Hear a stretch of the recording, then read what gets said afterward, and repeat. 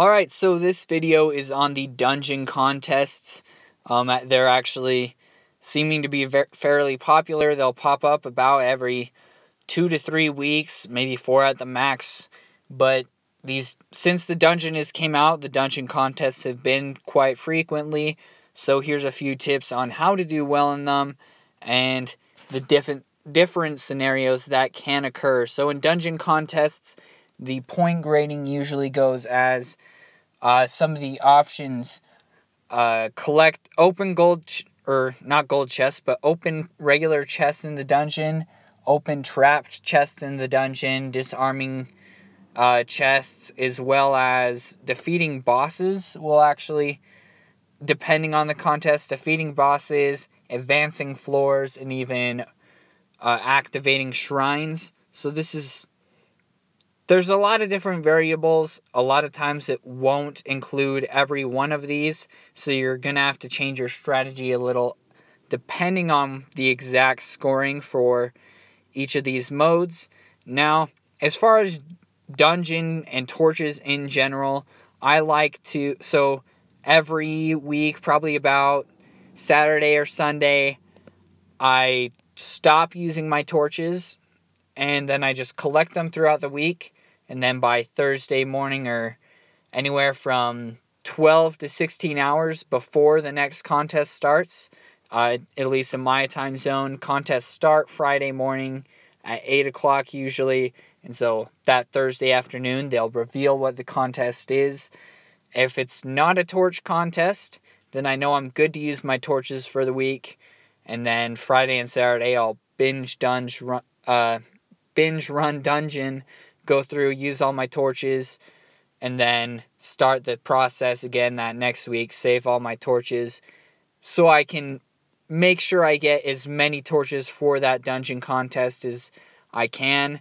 Depending on your dungeon level and your guild torch perk, you may actually be able to get away with stashing up your torches to like 1,000 torches and only using them in the contest. But then you're really pressured as far as resets, and you may not get to use all the torches. So that's my safe way of kind of building out 4 to 5 days worth of torches. So I have maybe 250 torches by the time each dungeon contest, and then I run all through. I'm only halfway through my torch runs. This also helps with other contests like collect scraps, because I have torches where I can go dungeon run and get scraps, so it's really helpful for that too. As far as different strategies, so if it is a go up a floor or use a end dungeon floor portal that gives you points, you're going to want to reset the day before the contest, as well as probably every day during the contest, because those first floors are a lot easier to climb up. They're a lot smaller than the larger floors, and you'll burn through your torches a lot less on the smaller floors. So make sure for those contests you reset every day, no matter how far you got. It's probably just the easiest for you and to get the most points. If they're chests and trap chests or disarming traps, I go and hit every chest you can, even on the accelerate floors, depending on how high I am. I like to just get those chests anyways. You can get some good guild influence and items from those. Shrines, not as popular in these contests, but if they are in those contests, collect as many as you can, regardless of if they're in the contest or not, on the floors that are multiples of 10, so 10, 20, 30, 40, etc. Make sure you get that sight perk from each shrine, regardless of if it's worth contest points, because the sight will help you find the end portal easier. Any chests, really helpful for that. And then dungeon or boss keys, I like to stash mine up regardless of the dungeon contest. They can be good for farming certain items, but I like to save them for dungeon contests, because you can run boss dungeon repeatedly, and when boss kills are included in the dungeon contest, they're usually worth quite a bit of points, maybe like 5,000 or something, depending on if it's a guild or personal contest. but I stash those up, and where I have CN of Chaos almost to 5-star, even when, he's not, I just stash him up, and so I can use them all at once. That will help build your points a lot in those contests that require boss kills.